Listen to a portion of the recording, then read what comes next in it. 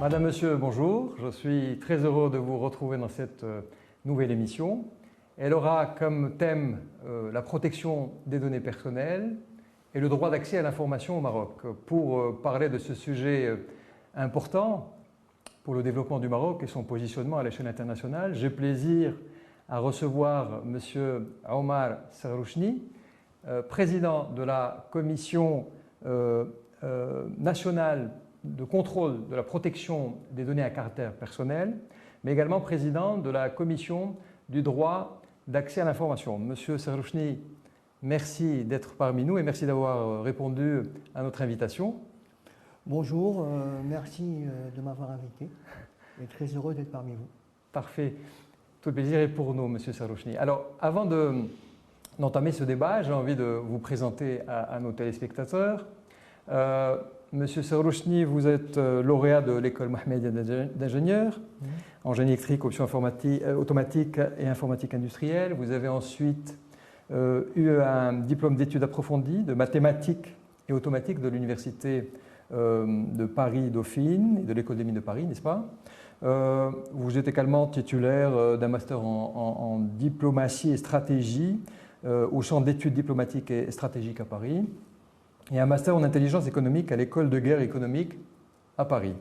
Vous avez entamé votre carrière en France dans le domaine de la recherche et développement, dans le domaine du temps réel, n'est-ce pas, et des systèmes embarqués. Vous avez ensuite rejoint des structures de conseil en organisation et systèmes d'information, et vous avez fini par créer votre propre cabinet de conseil avant de rejoindre la commission en 2010. Et vous avez été nommé par le souverain en 2018 en tant que président de cette commission. Est-ce bien cela, Monsieur Serrouchni? Vous me renvoyez vers le passé, mais c'est bien cela. Alors vous avez toujours été, on n'appelait pas ça transformation digitale ou transformation numérique, mais vous y étiez depuis le premier jour. Toute votre carrière a été justement dans la transformation digitale. Alors pour commencer, Monsieur Serrouchni, j'ai envie de vous poser deux premières questions. La première, qu'est-ce qu'il y a derrière cette notion de protection des données personnelles et de droit d'accès à l'information? Et la seconde, une question sous-jacente, pouvez-vous nous parler de l'historique de la prise de conscience mondiale de la protection des données personnelles et d'accès à l'information? Qu'est-ce qu'il y a eu qui a fait que le monde entier s'est intéressé à cette protection des données? Est-ce que c'est l'avènement de l'Internet? Est-ce le commerce électronique? Voilà. Pouvez-vous nous parler de ces deux aspects et de leur historique? Oui, alors déjà, les deux concepts sont assez différents, même s'ils interagissent dans le même environnement. La protection des données à caractère personnel est régie au Maroc par la loi 0908. Qui a été adoptée en 2009, alors que le droit d'accès à l'information est porté par la loi 3113 qui est entrée en vigueur en mars 2019.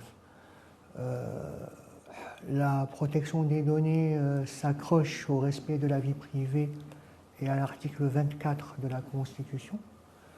Et le droit d'accès à l'information est très relié à l'article 27 de la Constitution.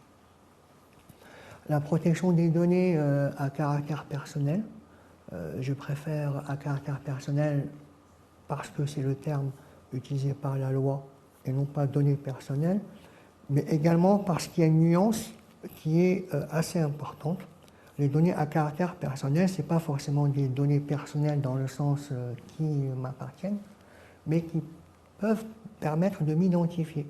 Donc ça peut être une adresse IP, ça peut être un numéro de téléphone, ça peut être autre chose. Une vidéo sur laquelle on figure. Clairement, en fait, c'est tout ce qui peut permettre d'identifier une personne que sur tout support. Ça peut être un support papier, donc ce n'est pas que numérique, digital, image, son ou autre chose. Donc c'est assez large. Lorsqu'on rencontre chez les vendeurs de fruits secs, lorsque l'on trouve des listings de l'administration avec potentiellement des noms et des matricules, ou lorsqu'on trouve des copies d'examen chez ces mêmes vendeurs de fruits secs, c'est de la donnée à caractère personnel qui doit être régie de façon normale. En d'autres termes, il ne faut pas que les entreprises et les administrations vendent au kilo leurs archives. Donc il y a des mécanismes de destruction, etc., qu'il faut mettre en place. Justement, alors dans ce cadre-là, quelles sont les obligations justement des organisations qui traitent de l'information et quels sont les droits des usagers par rapport à cela? Alors, si vous permettez, enfin, je vais bien sûr répondre à votre question, mais je termine juste la question précédente par rapport au droit d'accès à l'information, pour répondre entièrement à votre question. Le droit d'accès à l'information est un concept en fait qui existe. Certains pays, les États-Unis par exemple, ont commencé à le mettre en place au lendemain de la Deuxième Guerre mondiale. Et donc c'est un concept qui contribue à la transparence de la gestion de la chose publique et qui contribue à un ensemble de mécanismes, notamment la lutte contre la corruption et puis un certain nombre de choses. Alors, pour le premier concept, votre question c'était quel était l'événement déclencheur? En fait, il y en a eu plusieurs. Moi je dis qu'il y a deux familles dans le monde. Il y a ceux qui ont eu un événement déclencheur. Par exemple, en France, l'affaire Safari, qui a été assimilée à une opération de fichage, lorsqu'on demande en fait trop d'informations sur les gens et qu'on centralise ça dans une même base de données. Vous avez des États où il y a une sensibilité particulière, par exemple l'Allemagne, du fait de ce qui s'est passé pendant la Deuxième Guerre mondiale et du fichage des gens. Et puis vous avez des pays qui ont suivi le standard international quand celui-ci a commencé à s'élaborer.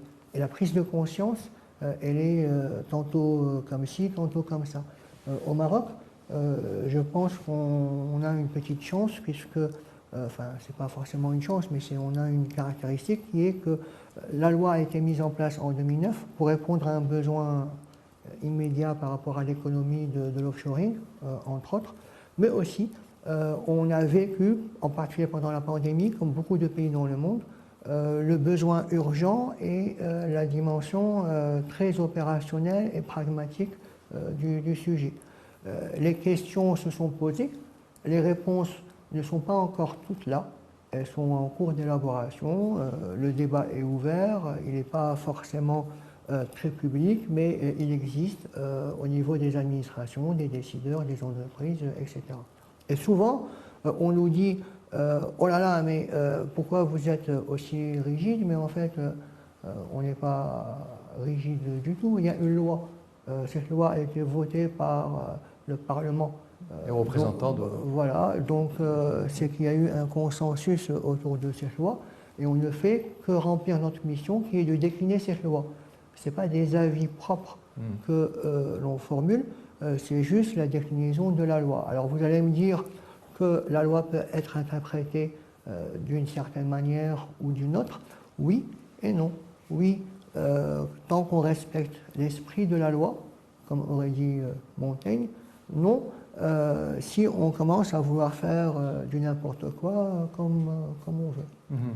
Et justement, le Maroc a commencé à élaborer sa propre loi parce que justement, on est dans un monde globalisé, mondialisé, on a des échanges économiques avec d'autres pays. Et je pense à nos partenaires principaux qui sont l'Union européenne et les États-Unis. Je parlerai peut-être après par rapport au principe de la data privacy de l'ONU, auquel a adhéré le Maroc certainement. Alors, quelle est la relation que nous avons avec ces pays partenaires en matière de protection des données, en matière aussi de transfert éventuel international des données? En fait, ce qu'il faut bien comprendre, c'est que protéger la donnée, ce n'est pas la garder chez soi. Protéger la donnée à caractère personnel, j'entends. Quand il s'agit de données stratégiques, c'est autre chose. Là, je suis sur les données à caractère personnel. La donnée stratégique, c'est d'autres institutions comme la DGSSI qui ont un œil là-dessus.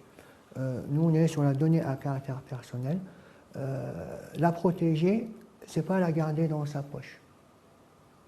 Parce que de toutes les manières, on ne peut pas demander à nos partenaires que vous évoquez de nous sous-traiter en offshoring un ensemble d'opérations et leur dire, nous, on prend vos données, mais nous, on ne laisse pas circuler vos données. Donc, c'est la circulation de la donnée, c'est là où elle circule qui est important.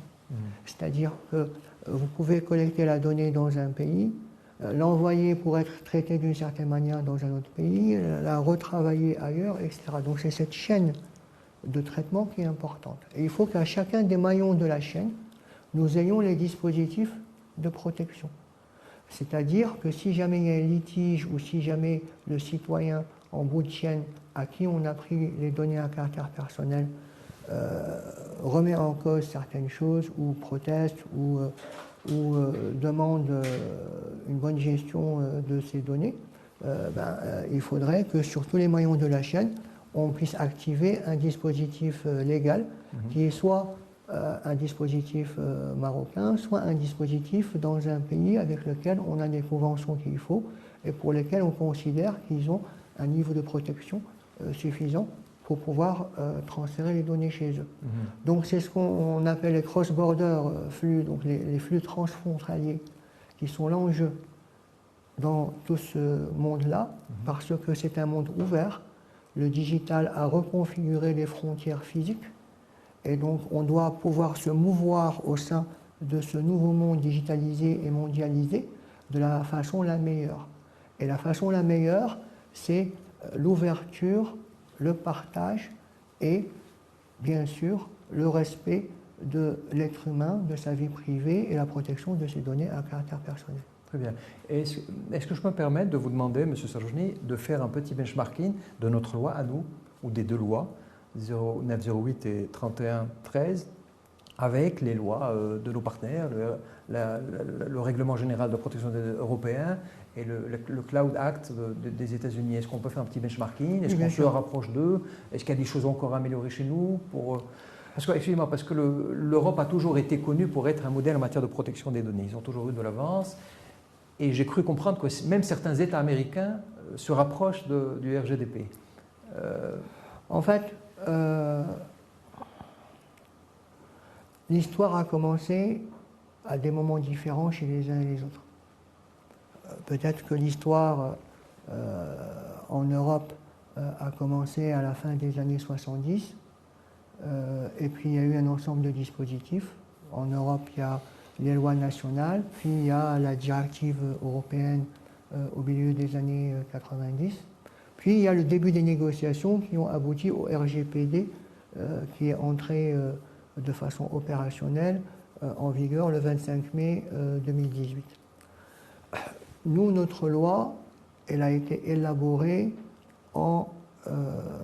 adoptée en 2009.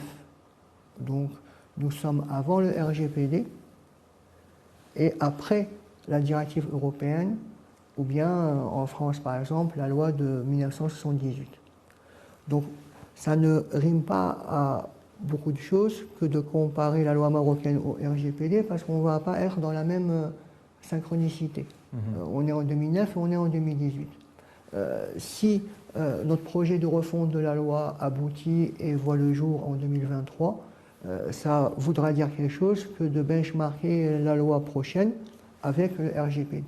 Donc ça, c'est déjà, pour faire le benchmarking, il faut voir à quelle date les différents dispositifs ont été élaborés.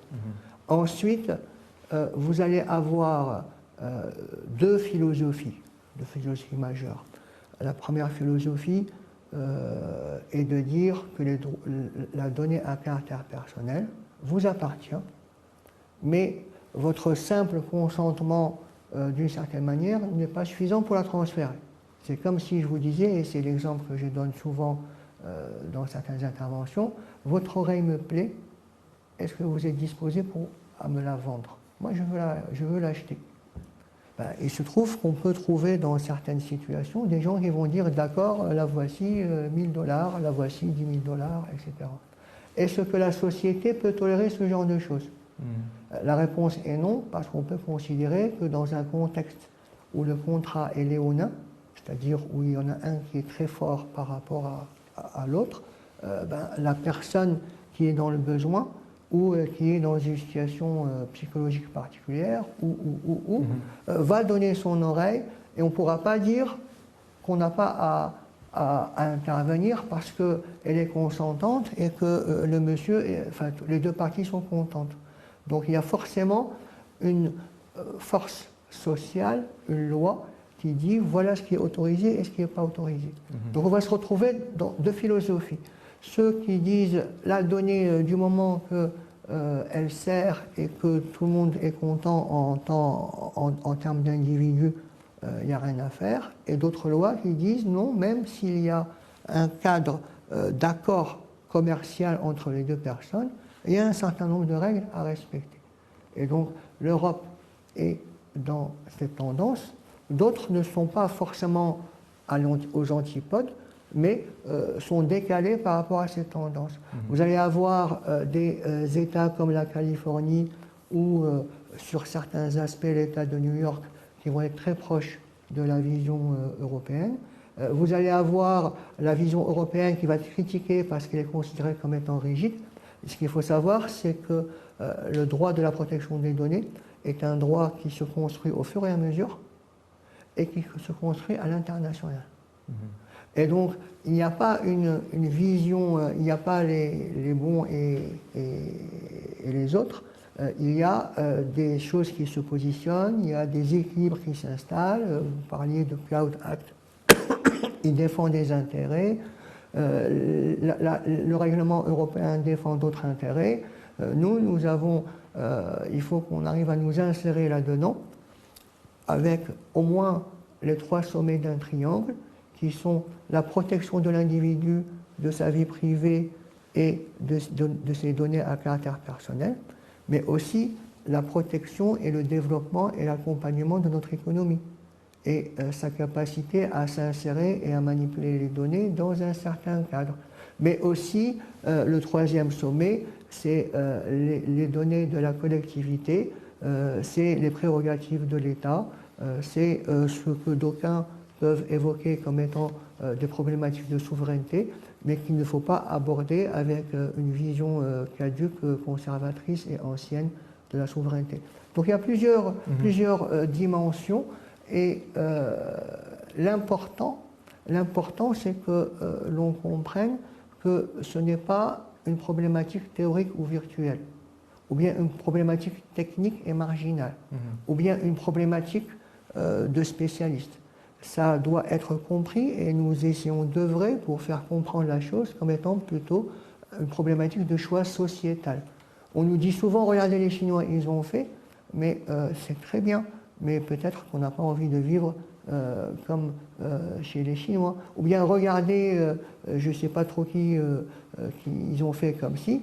Il faut qu'on arrive à comprendre que de toutes les manières, on réglemente les usages. On ne réglemente pas la technologie. Exact, parce que là, la protection de données n'a rien à voir avec la technologie. Voilà. Et je comprends de votre discours, M. Sarrouni, que le Maroc suit exactement le même processus des autres pays de l'Europe et des États-Unis, qui ont connu quand même une certaine réticence par rapport à cela, parce que le RGDP n'est pas arrivé comme ça. Il y a des gens qui ont vu en cela une restriction des libertés. Moi, j'appelle ça les altermondialistes numériques. Il est interdit d'interdire, etc. J'imagine que même au Maroc, nous avons cet état d'esprit. Et c'est pour cela que vous avez dit que c'est en construction, que le débat continue et que l'échange continue à ce niveau-là. Alors, c'est plutôt au sein du monde économique qu'il peut y avoir un débat. Là, je peux donner, encore une fois, et désolé d'utiliser j'utiliserai assez souvent la métaphore de la voiture.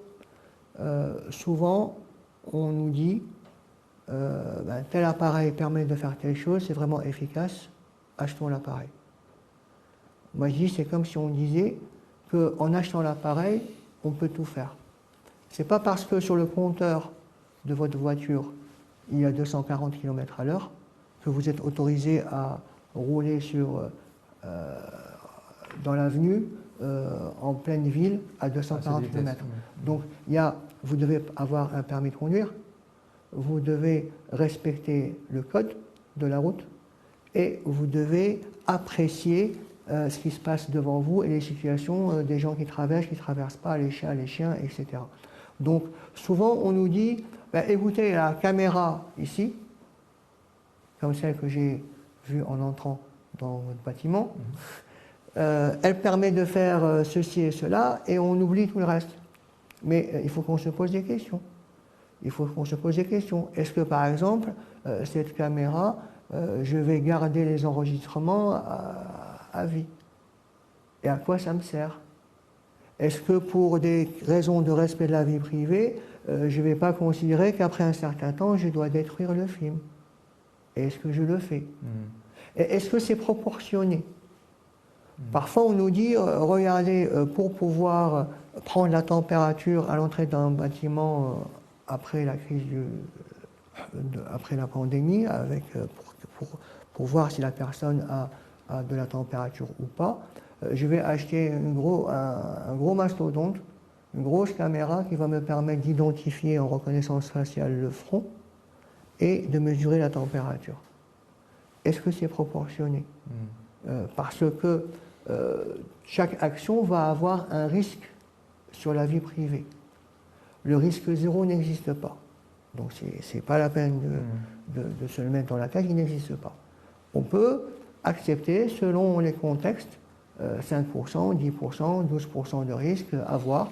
Le niveau de risque que l'on va accepter en cas de pandémie n'est pas le même niveau de risque que l'on acceptait avant, parce qu'on a d'autres critères à gérer. On a la santé collective, on a le maintien de la vie économique. Et donc on a d'autres critères à gérer. Et donc il faut qu'on s'extirpe de cette façon de raisonner en monocritère. Il y a plusieurs critères. Il faut toujours passer son temps à chercher les bons compromis. Mais ces bons compromis doivent répondre à une philosophie, un ensemble de valeurs, un ensemble de principes. Ce n'est pas des compromis que l'on doit gérer à froid. Ils répondent à ce que la société attend comme mécanisme de fonctionnement. Donc je comprends de votre discours, M. Journet, qu'il y a encore de la sensibilisation à faire, il y a encore de l'information. Et dans ce domaine, j'ai envie de vous poser la question, quel est le circuit de sensibilisation que vous avez pour justement que les organisations publiques, privées et les individus, les usagers, tous ceux qui traitent de la donnée personnelle, quel est votre circuit de communication? Est-ce qu'il y a des campagnes périodiques, continues? Comment ça se passe à ce niveau? Alors nous, on fait feu de tout bout.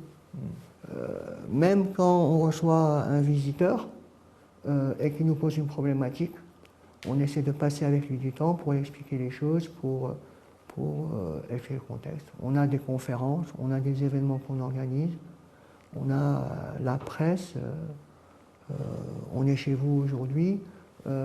Tout cela est perçu ou est projeté dans une action de sensibilisation pour parler aux gens, pour expliquer, pour également écouter les critiques, parce que les critiques nous aident à beaucoup avancer, nous apprennent à essayer de prendre du recul sur les problématiques et à soit aménager ou faire bouger nos lignes, soit à convaincre les autres.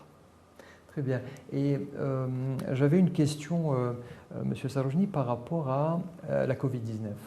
La Covid-19 a impliqué certains usages, le travail à domicile, l'explosion du commerce électronique, etc. Est-ce que vous avez profité de la période de la pandémie pour justement sensibiliser les gens à cette problématique de protection des données à caractère personnel? Alors, plus que sensibiliser, a beaucoup travaillé.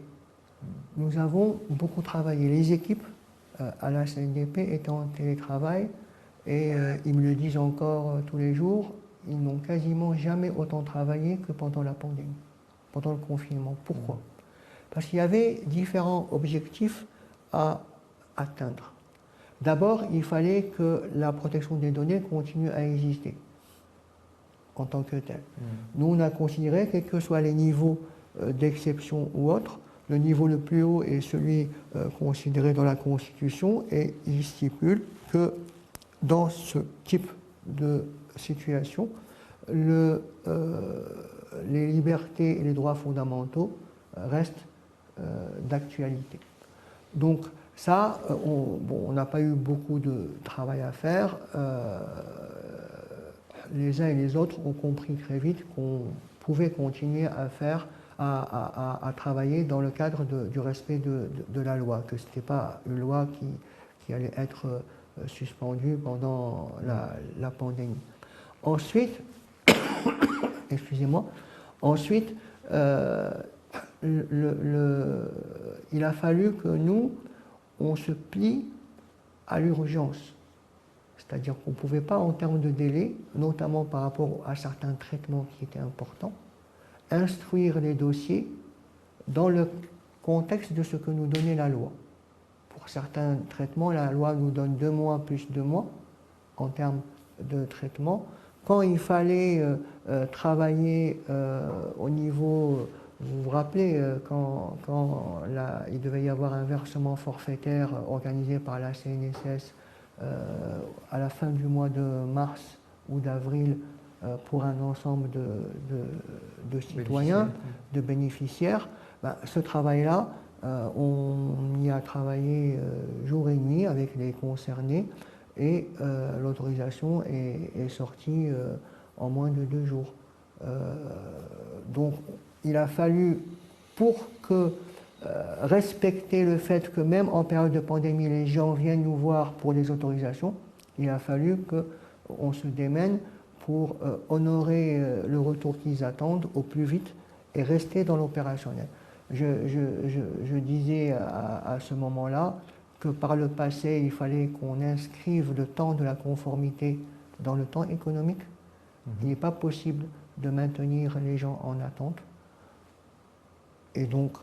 Et par la suite, il a fallu inscrire le temps de la conformité dans le temps de l'urgence, parce qu'il fallait faire les choses vite.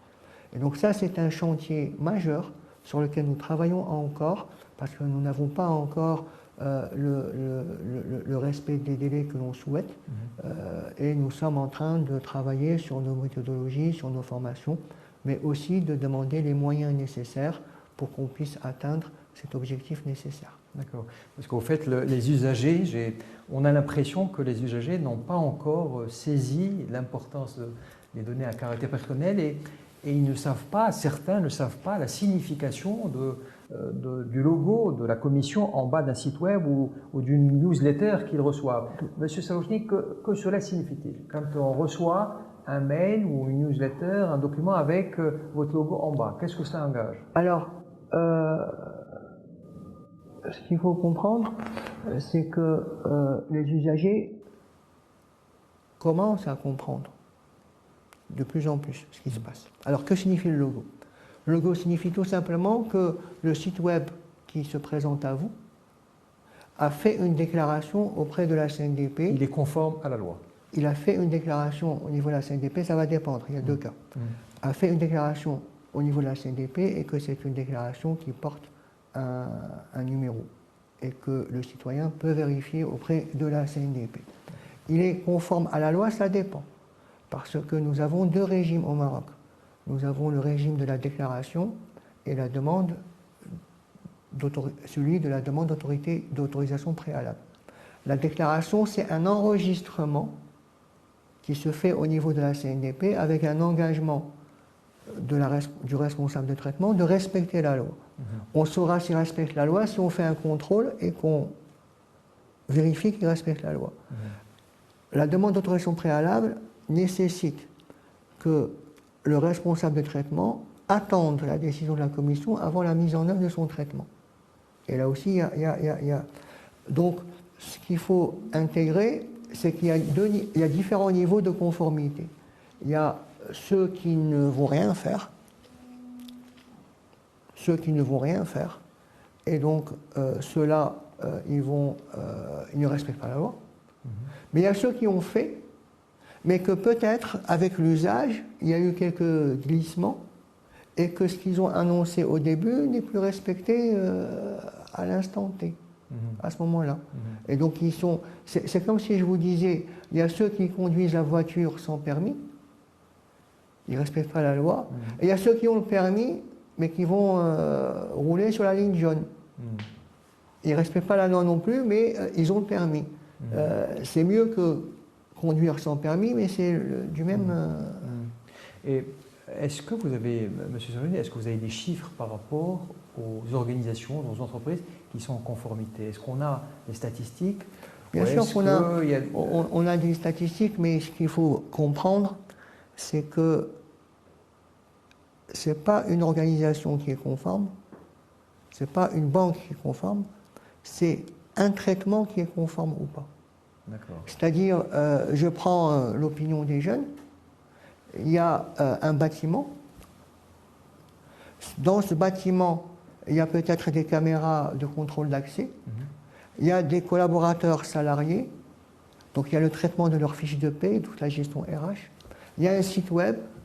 Vous avez des fournisseurs et il y aura une gestion des fournisseurs avec des données à caractère personnel. Des applications métiers qui vous permettent de suivre telle ou telle chose. Un système de gouvernance. Ben, peut-être que vous avez déclaré la prise de température à l'entrée du bâtiment et vous n'avez pas déclaré tout le reste. Donc c'est le traitement de façon granulaire qui est considéré comme étant déclaré conformément à la loi, mais ce n'est pas un label au niveau de l'institution ou de l'entreprise ou de l'administration. Alors, et quelle est votre démarche justement pour sensibiliser ces organisations par rapport à ces traitements? Est-ce que ça vient de vous?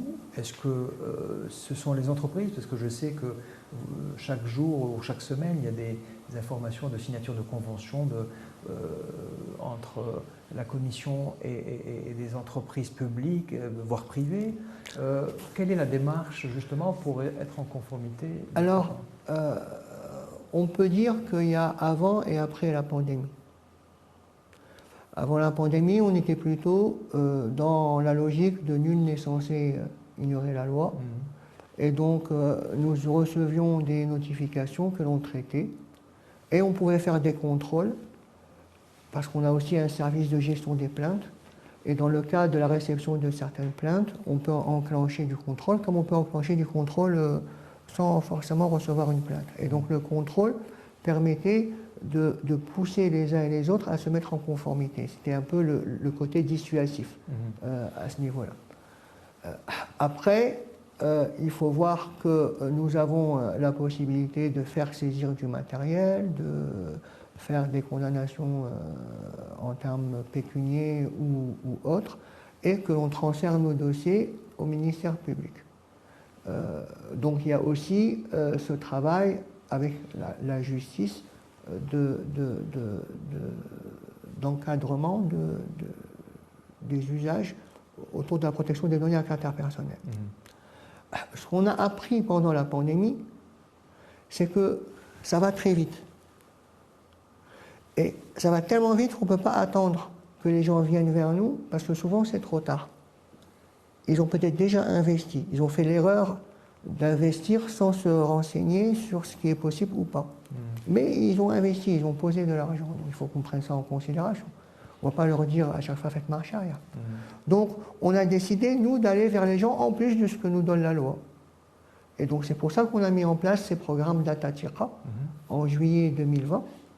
Data comme data et Tira comme la confiance en arabe, où l'on essaie d'engager avec de grandes institutions, parce qu'on considère que les grandes institutions vont être locomotives de la société par rapport à ces choses-là, des travaux sur 3 volets. Le volet 1, c'est la conformité telle que prévue par la loi. Le volet 2, c'est de leur dire, c'est ce qu'on a appelé chez nous l'inversion du paradigme, c'est on oublie la loi. Dites-nous ce que vous avez envie de faire. Et au lieu de vous auto-censurer et de dire ça on peut pas, ça on ne va pas le faire, ça, prenez votre liberté de la façon la plus totale. Et nous allons travailler avec vous pour voir comment vous accompagner. Soit il faut un complément, et je vais vous donner des exemples, soit il faut un complément et on fait une délibération si c'est dans le cadre de nos prérogatives, soit on trouve une solution, soit on l'inscrit pour une prochaine refonte de la loi. D'accord? Et je peux vous donner des exemples. Au moment de la pandémie, le télétravail s'est imposé. Je prends les call centers par exemple. Les call centers, vous avez la notion de zéro papier. Parce que quand vous recevez un appel d'une dame ou d'un monsieur qui veut utiliser sa carte bancaire pour payer une marchandise, vous ne devez pas, en tant que call center, avoir la possibilité de noter le numéro de la carte bancaire ou bien l'enregistrer avec votre téléphone. Donc en fait, les gens qui travaillent sont dans des espaces où il n'y a aucun papier, ils travaillent et il y a un superviseur qui regarde chaque 12-15 personnes, j'en sais rien, un certain nombre de personnes raisonnables, pour s'assurer que le zéro papier est respecté pour comment dirais-je, garantir la confidentialité des informations manipulées. Arrive la pandémie. Les gens sont mis en télétravail. Et là, c'est assez marrant parce qu'il se pose des problématiques auxquelles on n'aurait pas pensé. Ne serait-ce que pour livrer un ordinateur à un collaborateur chez lui, comment manipuler les données à caractère personnel qui le concernent. Est-ce qu'il faut donner au livreur le téléphone pour que le livreur appelle en arrivant? Des petites choses qui semblent très anodines mais qui posent une problématique. En tout cas, à un moment donné, on a commencé à voir dans les réseaux sociaux des choses du genre ils sont en train d'imposer aux gens de mettre des caméras sur l'ordinateur chez eux, où est la protection de la vie privée, etc. Ben là, on a été très pragmatique. Moi, j'ai personnellement contacté une des personnes qui s'expliquait sur le web. Je lui dis, il me dit, ben, qu'est-ce qui se passe? Comment vous voulez qu'on fasse? Il me dit, ben, moi, ma soeur, elle travaille dans un call center. Sa voisine dans l'immeuble lui a proposé un ordinateur parce qu'elle n'avait pas d'ordinateur. Elle est partie chez elle et l'employeur demande de mettre une caméra et la voisine lui dit, moi, j'y suis pour rien, moi. Moi, j'ai voulu aider, vous me mettez une caméra à la maison. Donc, je suis entré en discussion avec lui, comment voulez-vous? Vous avez raison sur ce point, vous avez raison, il n'y a pas de débat, mais le sujet n'est pas là. Le sujet est que si on n'autorise pas ça, la société de call center va perdre son contrat. Et si elle perd son contrat, votre sœur va perdre son job. Et si, en perdant son contrat, le donneur d'ordre européen, par exemple, va ramener la prestation de call center en Europe. Et s'il s'installe, à l'époque, on ne savait pas du tout comment ça allait évoluer, cette histoire de pandémie. Ben, s'il s'installe là-bas, peut-être qu'il ne reviendra jamais au Maroc et l'économie marocaine va perdre. Comment on fait? Donc, il faut que chacun donne un peu du sien. Voilà, un peu de flexibilité. C'est là où je disais que c'est des compromis en négociation permanente. On ne peut pas être figé en disant c'est comme ça. C'est une négociation permanente, avec des invariants. Quand vous êtes en train de discuter avec quelqu'un parce qu'il ne vous a pas respecté, ben, l'invariant, c'est que vous ne sortez pas votre pistolet pour lui tirer dessus. Donc, il y a des invariants, il y a un cadrage. Et on a plein d'exemples comme ça, très opérationnels sur le sujet. Est-ce que ça implique, M. Serroni, qu'il y a peut-être une mise à jour de la loi qui est prévue? Parce que je sais que vous avez rencontré le chef du gouvernement en mars. Oui. Est-ce qu'il y a quelque chose de prévu pour mettre à jour la loi? Oui, c'est prévu. Ce n'est pas forcément lié à l'audience qu'a bien voulu m'accorder le chef de gouvernement. C'est lié aussi à notre retour d'expérience et à l'évolution des dispositifs internationaux, comme vous l'évoquiez tout à l'heure. Le Maroc a ratifié en 2019 la Convention 108. Le Conseil des ministres et puis les différentes chambres ont validé la Convention 108, qui est une version modernisée. Donc on s'apprête à la ratifier et parmi les choses sur lesquelles on s'est engagé, c'est mettre à niveau nos dispositifs de protection pour être conformes à cette adhésion à la Convention 108. Et donc, il y a cet alignement aux standards internationaux qui va nous permettre de fluidifier le business et les échanges, mais aussi notre retour d'expérience sur un ensemble de choses. Mais quand on dit ça, ça ne veut pas dire que la loi courante est à jeter à la poubelle. elle est suffisamment riche pour faire plein de choses. Sauf qu'on va clarifier certains concepts, certains mécanismes pour pouvoir être plus efficace. Est-ce qu'on pourrait imaginer plus tard, César Rochny, cette demande qui est imposée par le RGDP, des cookies, l'acceptation, le refus sur les sites marocains? Est-ce que c'est quelque chose... Parce qu'actuellement, il n'existe pas, me semble-t-il. Oui, mais aujourd'hui, lorsqu'on travaille avec un fournisseur de site web, on lui demande de mettre en place là. Donc la question aujourd'hui, nous sommes en train de faire un scan de plusieurs, de quelques, des sites web majeurs. Nous récoltons les plaintes, nous corrigeons. Nous sommes en train, par exemple, c'est une de nos actions en cours, c'est veiller à ce que les sites web marocains soient les plus conformes. On a trouvé parfois ça nous a été signalé. Il y a des sites web qui sont allés aspirer des sites concurrents et qui ont même récupéré leur numéro d'autorisation et qui l'ont mis sur leur site web. Ça nous a été signalé, nous avons engagé des actions par rapport à cela. Donc c'est quelque chose qui est en train de bouger. Et ça n'attendra pas, on n'est pas obligé d'attendre la nouvelle loi pour faire ça. C'est en cours. Très bien. Monsieur, je voudrais qu'on parle à présent d'une petite révolution numérique. Vous n'oubliez pas le droit d'accès à l'information. Oui. Non, mais c'est à vous de le mentionner. Moi, non, moi, je réponds à vos questions. La prochaine question est, comme je dis, par rapport à la petite révolution que connaît le Maroc, qui est le tiers de confiance nationale. Et je sais que vous avez signé une convention dernièrement avec la DGSN pour l'accès aux fonctionnalités techniques de la carte nationale d'identité électronique. Je voulais savoir, dans ce processus de mise en place de ce tiers de confiance nationale, qui est très important pour le développement économique et pour le positionnement du Maroc à l'échelle internationale, quel rôle vous avez joué et quel rôle vous allez jouer dans le futur pour assurer l'intégrité de ce tiers de confiance national? Alors, faut voir comment nous, on l'a vécu. D'abord, comment on a vécu la situation. En fait, on s'est retrouvé pendant la pandémie, justement, un peu avant légèrement, mais pendant la pandémie, la pression a été très forte, avec beaucoup d'acteurs, des banques, des caisses de retraite, des assurances, des providers de services, qui voulaient installer leur base biométrique avec reconnaissance faciale pour faciliter un certain nombre d'actions. Notamment les banques, par exemple, certaines voulaient avoir des capacités d'ouvrir des comptes à distance et avaient besoin ou voulaient mettre en place ce genre de mécanisme. Et donc, dans ce contexte, nous avons travaillé avec la Banque du Maroc.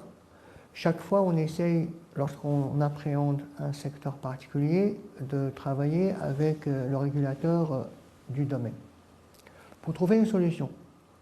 Et nous avons délibéré sur un ensemble de choses. Et cette délibération est sortie le même jour que la circulaire de la Banque du Maroc à l'adresse des banques. Qu'était l'esprit de cette délibération? L'esprit de cette délibération, c'est de dire, si on autorise chaque provider, si on l'autorise à créer une base biométrique, d'abord, ça n'a pas une valeur probante. Il y a une seule entité au Maroc qui, de façon régalienne, est habilitée à gérer l'identité des gens, c'est la DGSN. Exact. Ensuite, cela va multiplier les bases biométriques tout azimut. Ouais. Et donc là, on n'est pas vraiment dans une logique de protection de la vie privée. Donc ce qu'on a préconisé, c'est de considérer, parce que si on considère la protection des données au niveau de chacun des traitements, ce n'est pas possible. Il faut qu'on envisage la conception d'une architecture à plus haut niveau, à un niveau macro, qui permet de gérer cette problématique. Et donc on a préconisé la mise en place d'un tiers de confiance national par rapport à l'authentification. De la même manière qu'aujourd'hui, quand vous allez au restaurant et que vous voulez régler votre repas avec une Visa Card ou une Mastercard, il y a certaines conditions qui sont respectées. Le restaurant, il sait que vous avez pris une salade, une purée et un Coca-Cola. Mais Mastercard ne le sait pas. Elle sait que vous avez une facture de 190 dirhams. Mais elle ne connaît pas l'état de votre compte. Elle ne sait pas si vous êtes débiteur ou créditeur. Mais la banque dit à Mastercard, je vous cautionne cette transaction, il peut acheter pour 180 dirhams. Donc qu'est-ce qu'on trouve? On trouve une architecture qui fait que mes informations de caution bancaire, elles ne sont pas partout. Ce n'est pas chaque restaurant qui a mis sa petite base pour savoir. Elles sont chez Mastercard. Et les données, les informations d'authentification ne sont pas mises au même endroit que les données d'usage. La banque, par exemple, elle ne sait pas si je suis végétarien. Et pourtant, elle sait que j'ai mangé, j'ai dîné ou déjeuné chez tel restaurant. Donc, on ne met pas au même endroit, en termes d'architecture macro, toutes les données de façon stockée, parce que ça peut créer des choses différentes. D'accord ? Maintenant, s'il existe une loi qui autorise l'interconnexion de ces données, ben, la loi est au-dessus de tout. D'accord ? Si les représentants, les élus ont considéré que prendre votre température et la mixer avec la pointure de vos chaussures, c'est une chose importante, ben, c'est la loi, on respecte la loi. On peut débattre avant la loi de est-ce que c'est normal, pas normal, etc. Mais une fois que la loi est votée, c'est la loi. Exact. Et donc, pour terminer sur le tiers de confiance nationale, nous, on l'a vécu comme ça. En le vivant comme ça, on a vu qu'il y avait des travaux qui étaient entamés depuis bien avant, au niveau de la DGSN et de la carte nationale, et on a compris, en échangeant avec la DGSN, que cette nouvelle mouture de la carte pouvait répondre, pouvait être programmée d'une manière fermée, mais pouvait être également programmée d'une manière ouverte. Et on a travaillé pendant quelques mois avec les banques, avec la Banque centrale, pour voir si cette idée, c'était une lubie théorique sur PowerPoint ou sur Word, ou si ça pouvait avoir un sens pratique. Et ce POC, ce Proof of Concept, qui a duré plusieurs mois entre les différents acteurs, a permis de faire émerger une solution intéressante et estimée comme étant responsable. Et donc je pense que l'actualité montrera que c'est quelque chose qui est en train d'avancer de façon formalisée. Et nous, la convention qu'on a signée avec la DGSN, c'est juste une... Et la DGSN nous a fait l'honneur et le plaisir de faire en sorte que nous soyons la première institution publique à signer sur ce dossier, montre que nous-mêmes, en tant que commission, pour nos besoins propres, on a accès à cette fonctionnalité. Parce que nous sommes en train de nous recentrer sur le métier. Lorsqu'on reçoit une authentification, nous, notre métier, ce n'est pas de récupérer les cartes nationales ou les photocopies des cartes nationales. Notre métier, ce n'est pas de récupérer les modèles J des entreprises et de les archiver. Ce n'est pas ça notre métier. Notre métier, c'est de voir quelle est l'adéquation entre la collecte opérée et le respect d'un ensemble de choses. Et donc, ce n'est pas la peine à nous, c'est pas à nous de faire un référentiel entreprise. Autant avoir une convention avec l'OMPIC et puiser dans le référentiel entreprise de l'OMPIC. Ce n'est pas à nous de stocker les données d'identification des gens. Autant avoir une convention avec la DGSN et que chacun fasse son métier et que nous, on puisse focaliser nos énergies sur ce qui est notre périmètre. Exact. Alors, à présent, M. Sarrouni, j'ai envie d'aborder un autre sujet qui est les crypto-monnaies. Banque Maghreb a fait une sortie médiatique dernièrement pour dire qu'il va y avoir une loi d'ici la fin de l'année par rapport à cela. Comment justement, et qui dit crypto-monnaie, dit traitement dans les transactions, traitement de la donnée personnelle. Est-ce que vous avez été approché par voilà, est-ce que vous avez un rôle aussi dans ce domaine et où on en est justement cette collaboration éventuellement avec Banque Maghreb? Banque Maghreb, la Banque centrale, est une des premières institutions à avoir signé une convention avec la CNDP en 2013, je pense. Je ne mettrai pas ma main au feu, mais ça doit être dans ces eaux-là. D'accord. Et donc nous avons une excellente relation avec la Banque du Maroc à tous les niveaux, ce qui nous permet d'échanger et de nous consulter chaque fois que nécessaire. Chaque fois que nécessaire. Et par rapport à ces différents sujets de crypto-monnaie, de blockchain, de paiement mobile, de tout ça, nous avons des échanges et nous sommes en train de formaliser une collaboration plus rapprochée. Maintenant, de façon ponctuelle, chaque fois qu'il y a eu une loi où Banque Maghreb était impliquée ou avec le ministère ou les directions concernées au ministère des Finances, etc., nous avons travaillé sur ces lois et nous avons donné notre avis. Donc je n'ai aucun doute que la concertation se fera sur ce sujet-là. L'autre sujet aussi, c'est le chantier, le grand chantier qui va transformer le Maroc et la régionalisation avancée. Comment se fera justement cette gestion ou ce contrôle de la protection des données personnelles entre les systèmes centraux, les systèmes régionaux? Est-ce qu'il va y avoir des commissions régionales? Comment cela va se passer justement pour assurer cela? Alors, à ce niveau-là, ce qu'il faut considérer, c'est que la loi, c'est une loi pour tout le territoire, pour toutes les régions. Nous recevons des notifications d'entités qui sont dans des régions diverses et variées. La question qui se pose, c'est est-ce que la densité de ces notifications est suffisante? La réponse est clairement aujourd'hui non, donc c'est un travail à faire. Lorsque nous nous approchons de ce que j'appelle des systèmes nerveux. C'est quoi un système nerveux pour nous? C'est, si je prends l'éducation nationale, il y a le ministère, et puis il y a les différentes académies, les écoles, il y a tout un système sur tout le territoire. Et donc, lorsque je prends le ministère de la Santé, idem.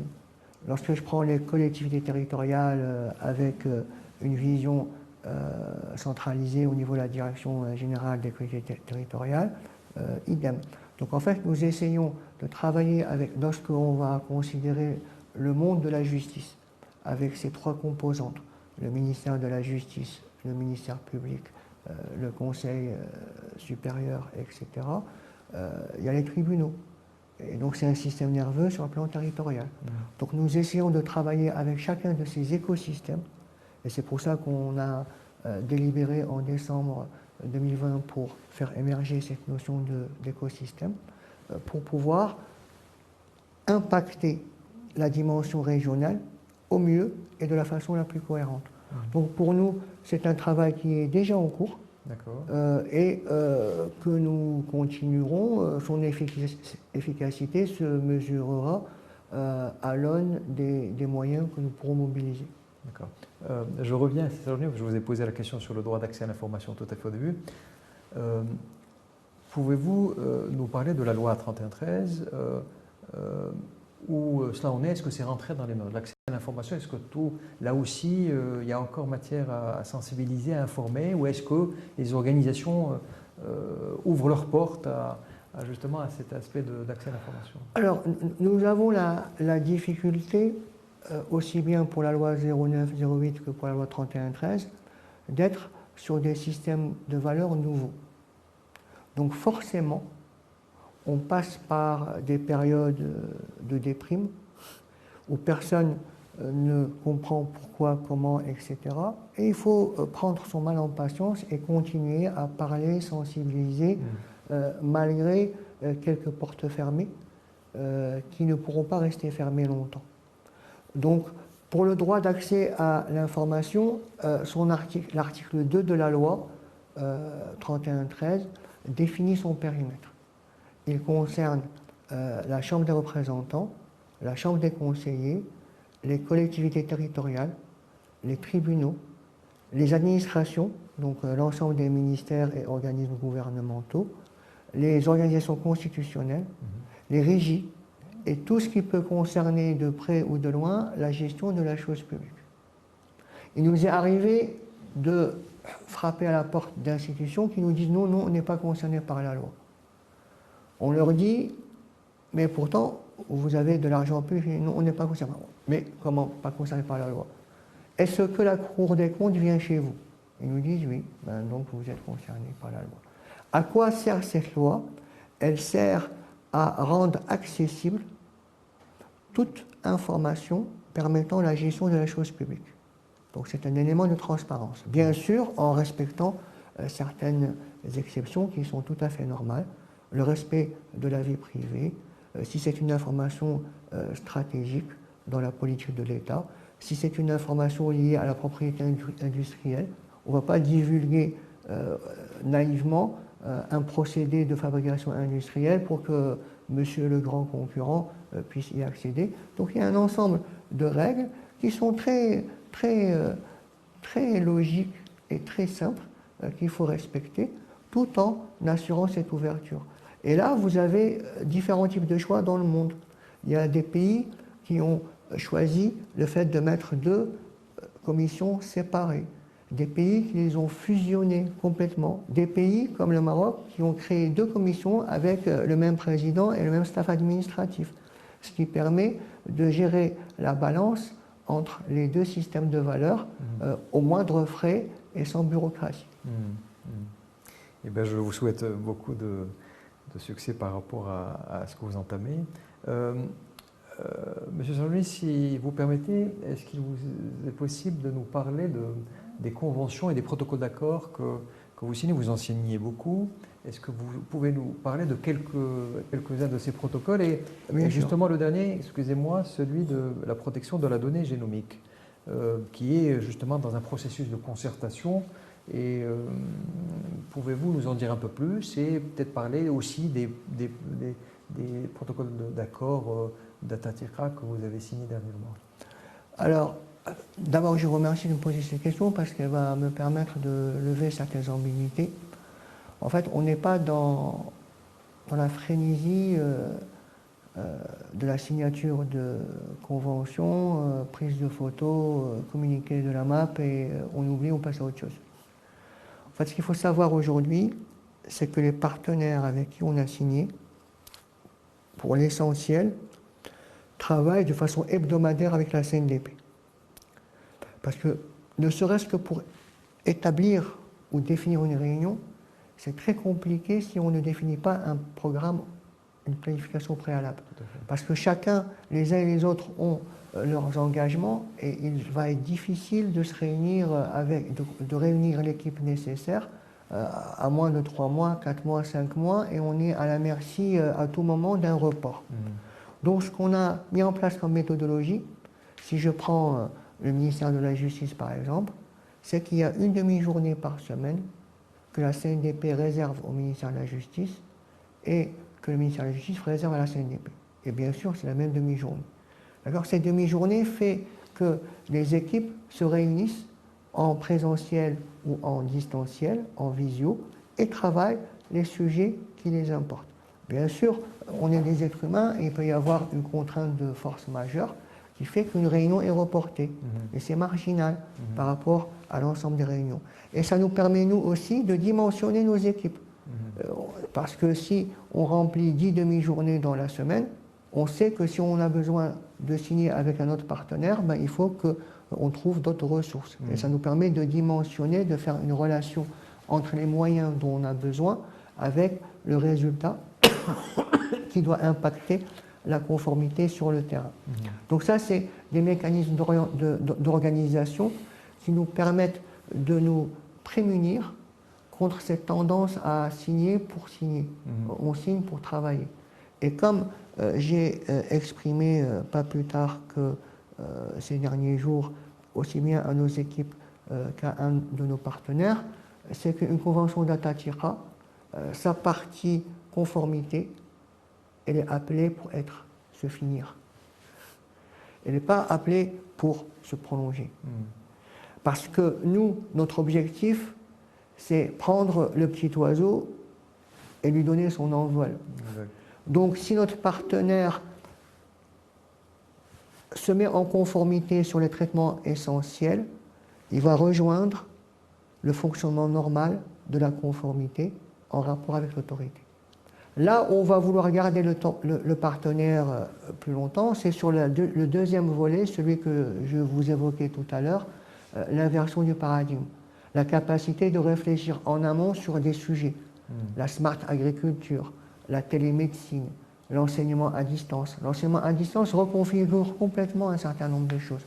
Auparavant, l'instituteur, l'enseignant, le professeur était maître dans son espace, dans l'amphithéâtre, dans la classe. Aujourd'hui, derrière l'écran, il y a le papa, il y a la maman, il y a l'ami.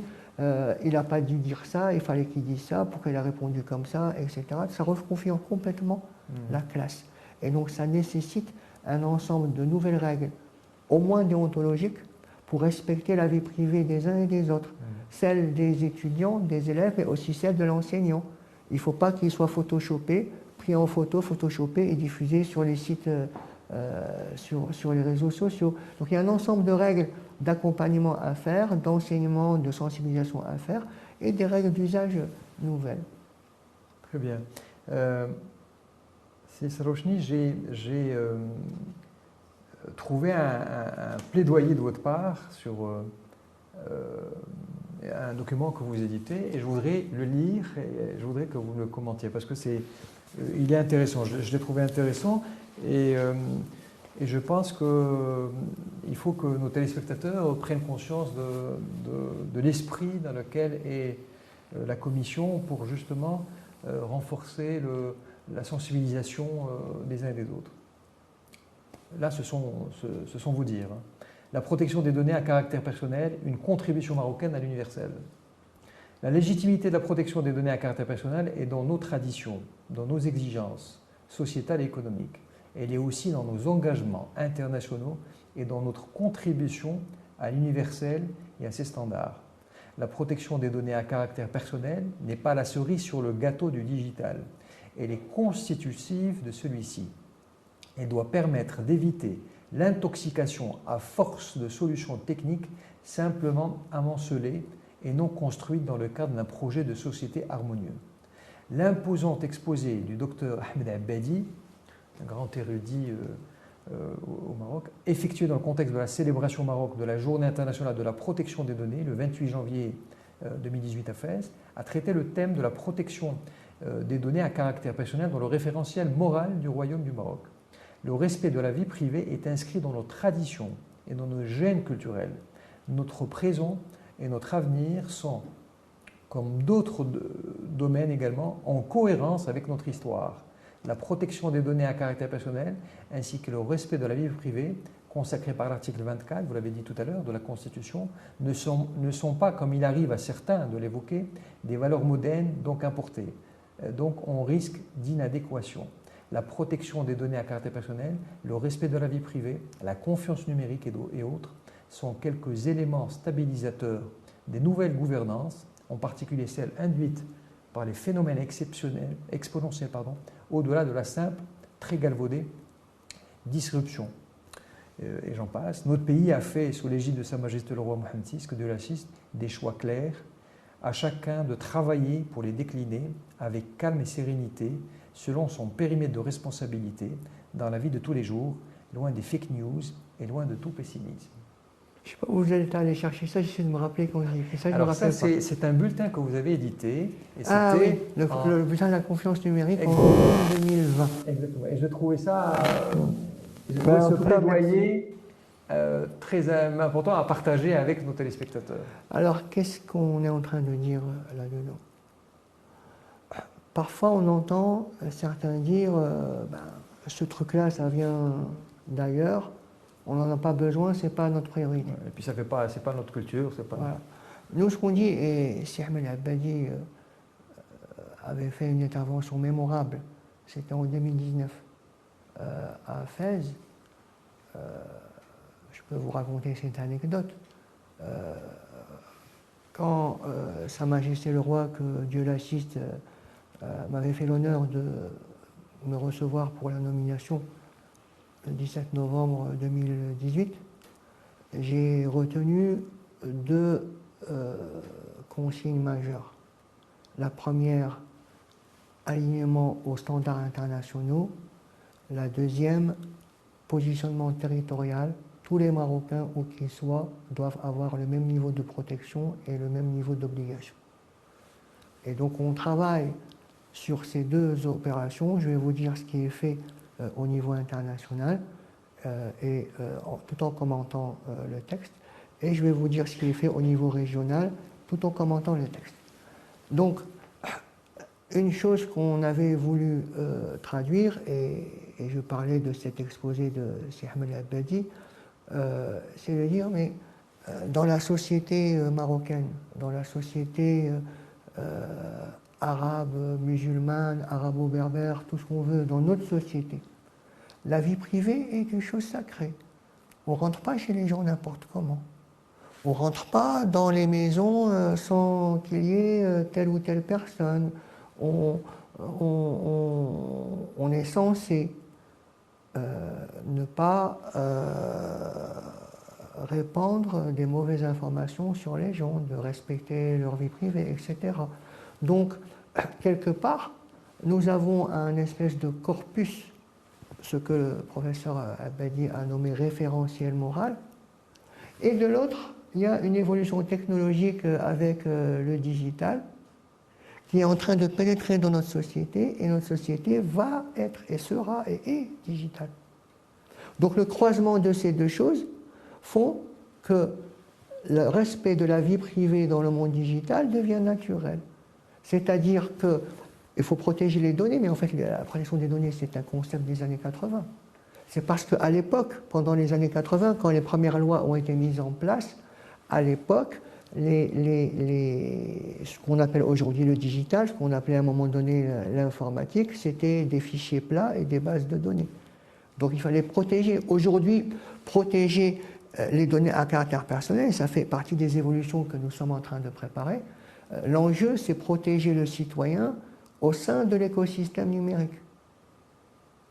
Quand aujourd'hui vous avez un jeune qui manipule des réseaux sociaux avec des phrases limitées en nombre de lettres, 160 ou 180,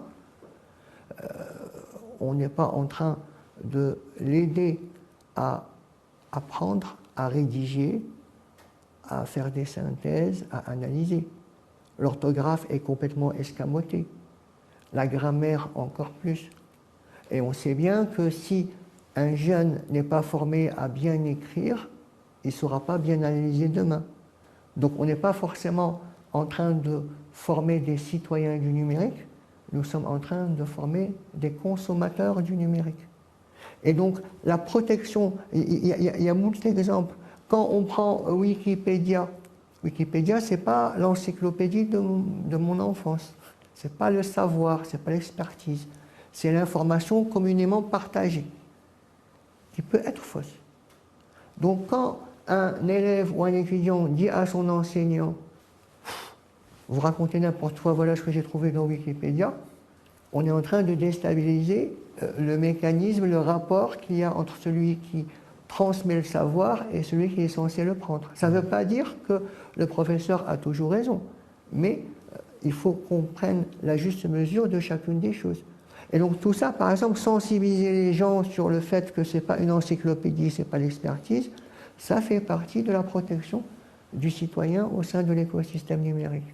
Donc quand on avait commencé à dire ça, et on est parti faire cette activité à Fès, parce qu'on voulait faire ressortir, il y avait beaucoup d'amis européens qui étaient présents avec nous, et on voulait faire ressortir Qarawiyyin, première université du monde, berceau du savoir, etc.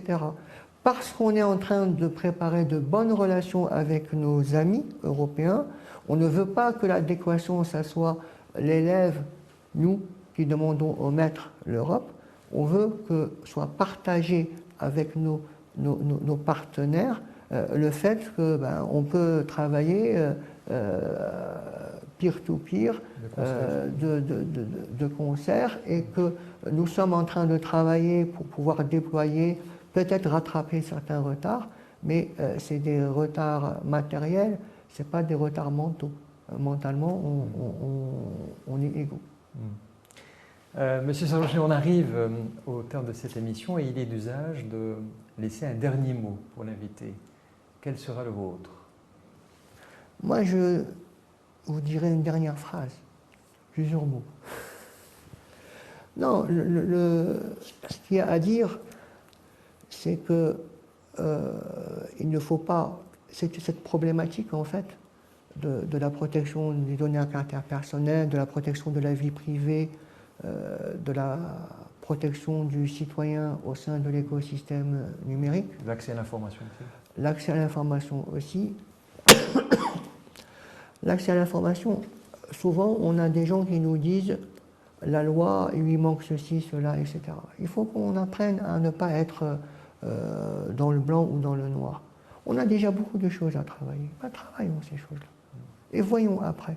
Il ne faut pas être nihiliste et passer son temps à dire il n'y a rien du tout, il n'y a rien du tout. Ben non, il y a des choses. Ben, travaillons sur ces choses-là et déployons-les dans la sérénité.